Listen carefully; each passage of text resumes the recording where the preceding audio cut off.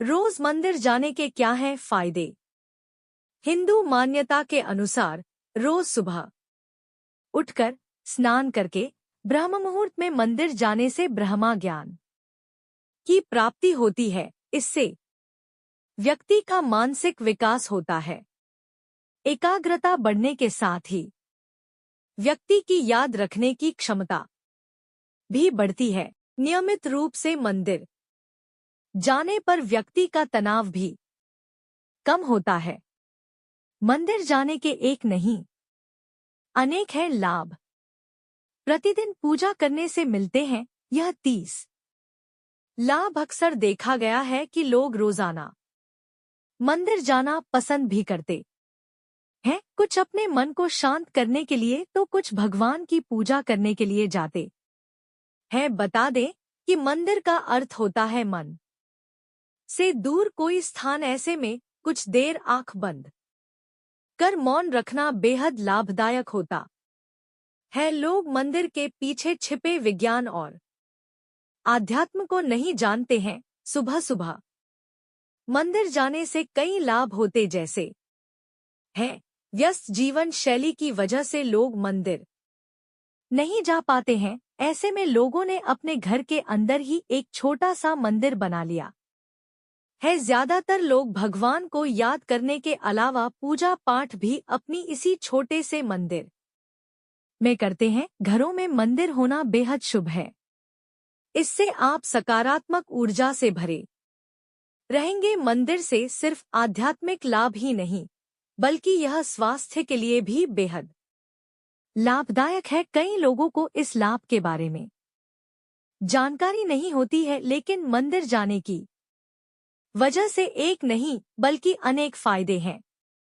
एक, यदि आप प्रतिदिन मंदिर जा रहे हैं तो आप अपने जीवन में आने वाली उन घटनाओं से बच सकते हैं जो कि आकस्मिक आती है, जैसे दुर्घटना, हत्या, आत्महत्या जैसी नकारात्मकता आपकी जिंदगी से दूर रहेगी। 2, मंदिर जाने वाले व्यक्ति के मन में भरपूर सकारात्मकता और आध्यात्मिक बल होता है, जिसके चलते उसके आसपास नकारात्मक ऊर्जा उसके पास भटकती भी नहीं है। आप इस ऊर्जा को भूत पिशाच कह सकते हैं। मंदिर जाने वाला भयमुक्त जीवन जीता है। 3, यदि आप प्रतिदिन मंदिर जाते हैं तो आप पर किसी भी प्रकार के ग्रह और नक्षत्रों का कोई बुरा प्रभाव नहीं पड़ता है। ग्रह बाधा से आप मुक्त रहते हैं। मंगल दोष, शनि या अन्य किसी ग्रह की बाधा है, 7.5 अड़ाया या राहु की महादशा चल रहा है तो घबराने की जरूरत नहीं।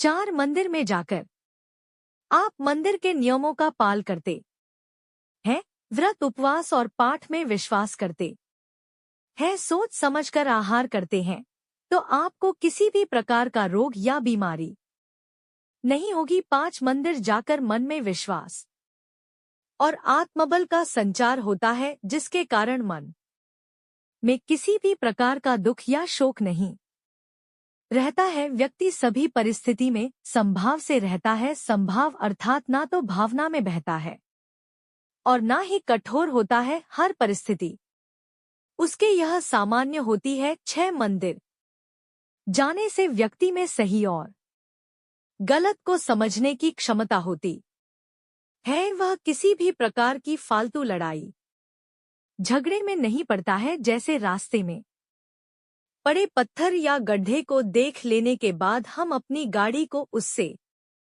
बचाकर निकाल ले जाते हैं, उसी तरह व्यक्ति अपनी जिंदगी को समझदारी से गड्ढों से बचा ले जाता है। 7, मंदिर जाने वाले व्यक्ति का कोई शत्रु किसी बुरी विद्या के माध्यम से कुछ भी बिगाड़ नहीं सकता है। बहुत से व्यक्ति अपने कार्य या व्यवहार से लोगों को रुष्ट कर देते हैं, इससे उनके शत्रु बढ़ जाते हैं। कमजोर शत्रु हमेशा सामने की लड़ाई नहीं लड़ते हुए पीठ के पीछे ऐसे कार्य करते हैं जिनको अंधविश्वास की श्रेणी में रखा जाता है। मंदिर जाने वाले लोगों को इससे कोई फर्क नहीं पड़ता है।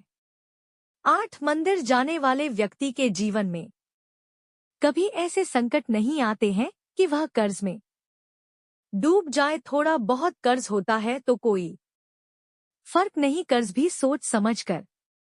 यदि ज्यादा है तो उसके चुकता होने के निश्चित ही मंदिर से ही रास्ते निकलते हैं। मन मंदिर में विश्वास है तो इस बाधा व्यक्ति मुक्त हो जाता है। 9 आप बेरोजगार है या आपका व्यापार नहीं चल रहा है तो निश्चित ही आपको प्रतिदिन मंदिर जाना चाहिए। आपको जल्द ही सफलता मिलेगी। हालांकि जो प्रतिदिन मंदिर जाकर प्रार्थना और पूजा पाठ करता है उसके साथ यह समस्या नहीं रहती है। होती भी है तो वह दिमाग पर बोझ नहीं लेकर कर्म करता जाता है और सफल हो ही जाता है। 10 बहुत से लोगों को अनावश्यक भय और चिंता सताती रहती है जिसके कारण वे तनाव में रहने लगते हैं। तनाव में रहने की आदत भी हो जाती है जिसके चलते व्यक्ति कई तरह के रोग से भी घिर सकता है। लेकिन मंदिर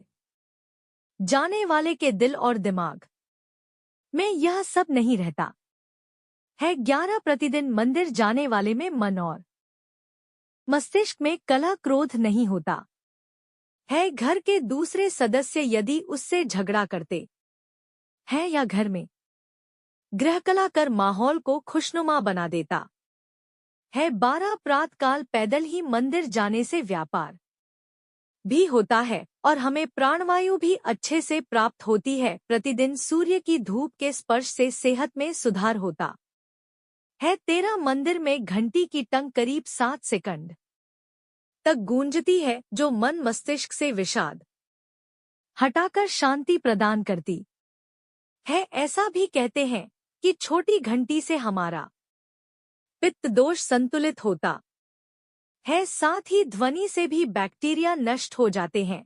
14 मंदिर में कई तरह का सुगंधित फूल अर्पित किए जाते हैं जिनकी सुगंध से मन प्रफुल्लित होकर अवसाद से मुक्ति हो जाता है। फूलों के विभिन्न रंग से अंतर्मन को शांति मिलती है। 15 मंदिर में कपूर और अगरबत्ती की सुगंध से एक और जहां मन और मस्तिष्क से नकारात्मक विचार हटा जाते हैं वहीं हमारी रोग प्रतिरोधक क्षमता भी बढ़ती है। यह हमें जैविक संक्रमण से भी बचाती है। मंदिर का सुगंधित में रहने से बैक्टीरिया नष्ट हो जाते हैं और किसी भी प्रकार का वायरल इन्फेक्शन नहीं होता है क्योंकि मंदिर में कर्पूर और धुआं होता रहता है। 16 जब हम मंदिर में आरती या कीर्तन के दौरान ताली बजाते हैं तो यह एक्यूप्रेशर का काम करती है। इससे हमारे रक्त संचार सुचारू रूप से संचालित होता है और शरीर की मांसपेशियां भी मजबूत होती है। 17 आरती या चालीसा को जपने पढ़ने से हमारा वाणी दोष भी दूर होता है। ओम के उच्चारण से हमारा चित्त एकाग्र होता है। 18 आरती के बाद शंख बजाया जाता जो श्रद्धालुओं के लिए बहुत सुखदायी और स्वास्थ्यवर्धक है। शंख बजाने वाले के फेफड़े मजबूत होते हैं। 19 आरती के बाद देव देवताओं भारत माता आदि के जयघोष से आत्मविश्वास के साथ ही देशभक्ति जागृत होती है। इसी के साथ हर मंदिर में गौरक्षा और गौ हत्या बंद होने करने का संकल्प भी लिया जाता है। 20 आरती लेने से हमारी हथेली की कोशिकाओं को दिव्य ऊष्मा मिलती है और हमारे भीतर पल रहे सभी विषाणु और जीवाणु समाप्त हो जाते हैं। आंखों पर हथेलियां रखने से गर्माहट आंखों के पीछे की सूक्ष्म रक्त वाहिकाओं को खोल देती है और उनमें ज्यादा रक्त प्रवाहित होने लगता है जिससे हमारी आंखों 21 आरती के बाद ज्योति बढ़ती और दंडवत प्रणाम करने से हमारे मन में विनम्रता और श्रद्धा का भाव जागृत होता है। अहंकार और घमंड का नाशा होता है। 22 भगवान के दर्शन पूजा और आरती के बाद हमें तुलसी मिला चरणामृत पंचामृत और प्रसाद मिलता है। यह चरणामृत और पंचामृत हमारी सेहत के लिए बहुत ही फायदेमंद होता है। आयुर्वेद के मुताबिक यह चरणामृत हमारे शरीर के तीनों दोषों को संतुलित रखता है। चरणामृत के साथ दी गई तुलसी हम बिना चबाए निगल लेते हैं, जिससे हमारे सभी रोग ठीक हो जाते हैं। 23 मंदिर में भगवान की परिक्रमा से जहां सेहत के लाभ मिलते हैं, वहीं यह धरती के गुरुत्वाकर्षण की शक्ति से जुड़कर हमारे शरीर का तनाव नी जाता है। इसी के साथ ही में गुंबद और उसके कलश से प्रवाहित हो रही ऊर्जा हमारे शरीर को प्रभावित कर सकारात्मक ऊर्जा प्रदान करती है। 24 मंदिर भूमि को सकारात्मक ऊर्जा का क्षेत्र माना जाता है। यह ऊर्जा भक्तों में पैर के जरिए ही प्रवेश कर सकती है, इसलिए हम मंदिर के अंदर नंगे पांव जाते हैं।